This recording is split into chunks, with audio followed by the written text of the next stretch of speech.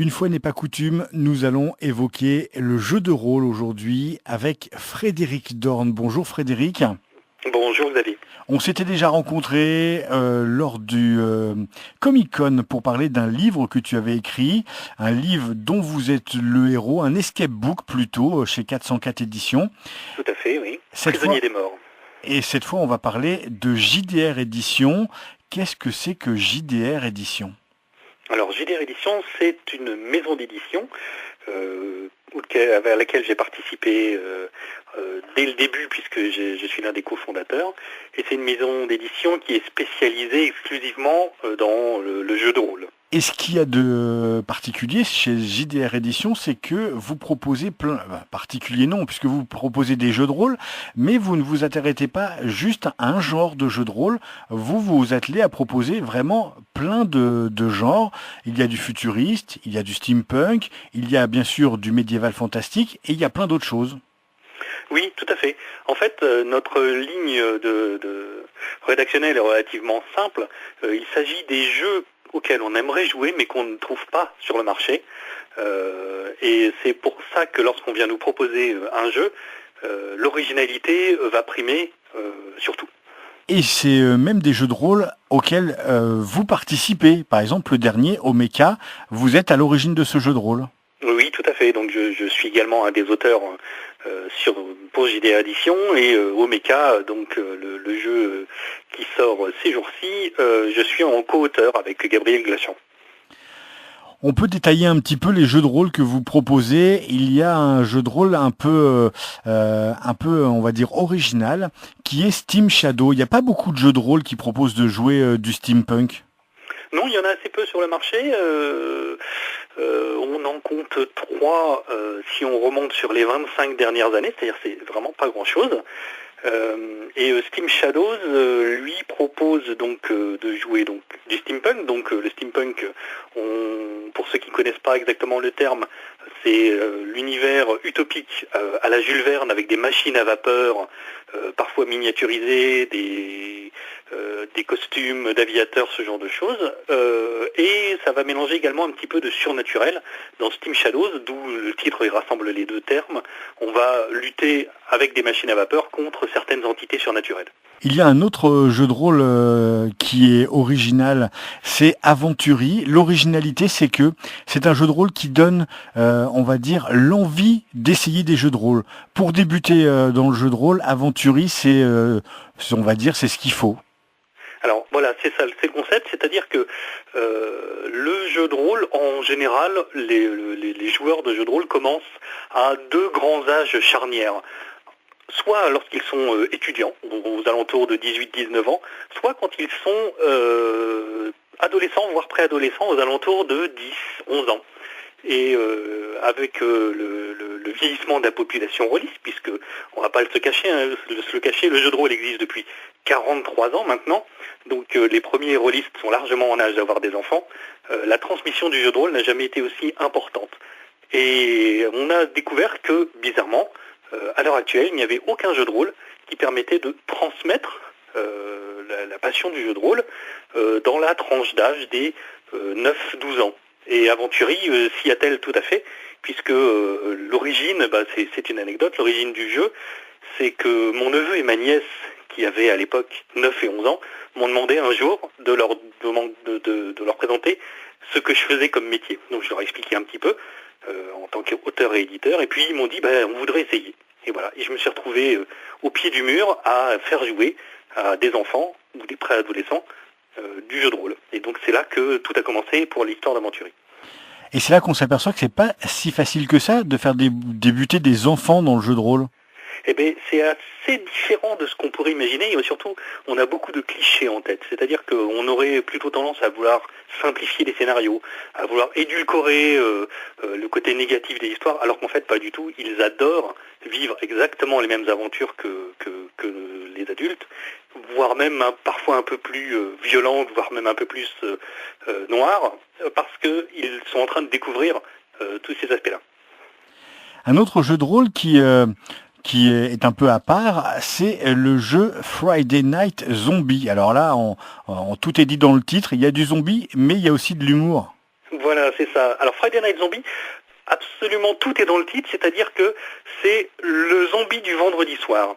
Alors, donc c'est mon tout premier jeu de rôle, il y a quelques années déjà, et moi j'ai toujours été un grand fan des films zombies, et j'ai remarqué que malheureusement, il y avait assez peu de films qui développaient l'après-apocalyptique zombie. Donc même si maintenant on a pas mal de séries qui abordent le sujet, au moment où j'ai écrit Friday Night Zombie, ça n'existait pas. Et je me suis posé la question, mais comment rendre une apocalypse zombie fréquente, revenir en permanence? Et là, j'ai eu cette idée assez bizarre. Le concept est vraiment étrange, mais permet d'écrire énormément d'histoires, où les morts se relèvent tous les vendredis soirs à 21h. Donc le week-end commence par une apocalypse zombie. Et on va jouer des aventuriers, des civils, qui vont essayer d'arrêter cette apocalypse zombie, parce qu'il y a un moyen de l'arrêter. En général, il suffit de retrouver le premier mort à se relever, de l'éliminer, dans en général une gerbe de sang, et ça repart jusqu'au vendredi suivant où ça recommence. Humour et zombies, donc, dans ce jeu Friday Night Zombie. Tout à fait. On va parler également d'un autre jeu de rôle qui peut attirer d'autres personnes, parce que c'est ça qui est bien avec le jeu de rôle, c'est que on n'est pas obligé d'aimer tous les jeux de rôle, mais aimer une époque ou un genre. Et là, vous avez un jeu de rôle qui nous parle de cap et d'épée et de surnaturel. C'est le jeu de rôle 17. Tout à fait, donc 17 au fil de l'âme, donc qui est un jeu de rôle qui permet de jouer des personnages qui sont habités par des personnages historiques. Donc, mettons Néron, arrive à un moment, habite dans l'esprit du personnage qu'on va jouer, et ce personnage historique va prêter des pouvoirs surnaturels si on accepte de continuer la grande œuvre qu'il a commencé à faire en passant de corps en corps depuis des générations, voire des millénaires. Et là, on se retrouve, dans l'absolu, à jouer un mousquetaire qui est capable de faire un peu de télékinésie. Mais c'est pas vraiment l'extrême, puisque de l'autre côté de la barrière, on va avoir également le besoin d'obéir à une certaine morale, l'esprit du personnage historique étant particulièrement amoral. C'est-à-dire qu'ici, il a été humain, ça fait des millénaires qu'il ne l'est plus. Et peut parfois demander des choses pas tout à fait normales. Et dans ces cas-là, le personnage va devoir zigzaguer et le joueur faire des choix entre accepter de faire des choses immorales mais gagner des pouvoirs surnaturels, ou refuser et se vexer un petit peu avec cet esprit qui l'habite en permanence.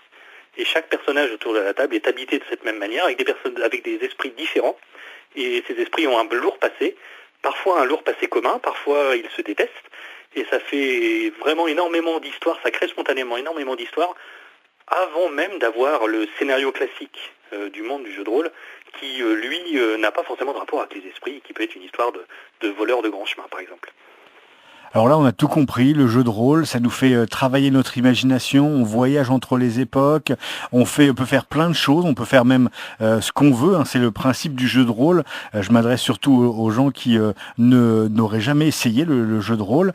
Le dernier bébé de JDR Édition va nous emmener, lui, de l'autre côté de l'histoire, dans le futur. Il s'agit de Omeka, c'est le tout dernier, il vient juste de sortir.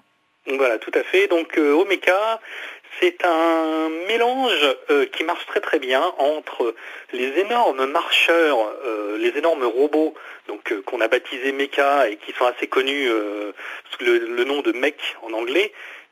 Donc là on parle de machines qui font plusieurs centaines de tonnes et plusieurs dizaines de mètres, qui sont sur une planète désertique qui a été surexploitée par l'homme.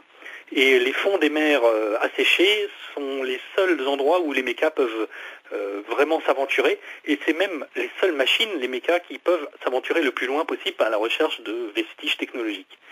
Et les joueurs, là, vont incarner des survivants sur une planète vraiment très hostile et propriétaires d'un de ces énormes engins. Et ils vont devoir s'entendre, vivre ensemble, et le mecha se transforme réellement en maison, en foyer mobile, pour pouvoir continuer à avancer avec cette machine, et puis bien entendu vivre pas mal d'aventures, notamment avec tous les vestiges de civilisation, tous les vestiges de la population animale sur cette planète assez étrange, et puis énormément de factions, de résidus de politique et de corporations qui va malmener un peu tout le monde. Ce que vous proposez dans les jeux de rôle, c'est des gammes complètes.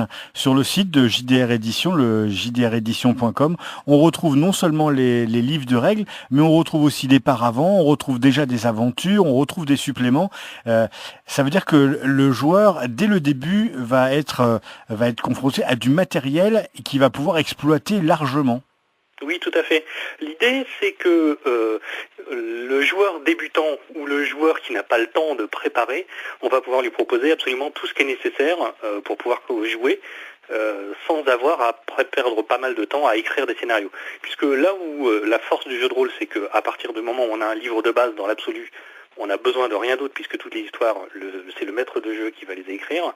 Si on n'a pas trop le temps, nous on fournit les différents éléments, sachant qu'on a également énormément d'options, comme vous disiez, les paravents qui permettent de cacher les plans des labyrinthes et les jets de dés, des cartes, énormément de choses. Et même des dossiers numériques, parce que le renouveau du jeu de rôle est passé par le numérique, c'est-à-dire qu'on peut maintenant télécharger des PDF, sortir une liseuse, un ordinateur, pour avoir tout à portée de la main sans que ça prenne énormément de place.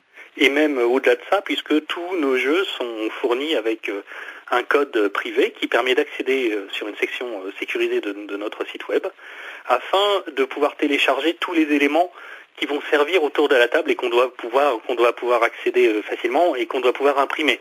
Le jeu de rôle, il y a toujours besoin d'une fiche de personnage, de plans, de choses comme ça. Tout ça, c'est téléchargeable directement. Maintenant, tout le monde a accès à Internet, tout le monde a accès à une imprimante facilement. Il est plus simple de fournir ces éléments à télécharger et à imprimer chez soi que d'avoir à photocopier le livre. J'ai même vu un énorme livre de 400 pages qui propose pas moins de 52 scénarios pour le jeu Aventuri.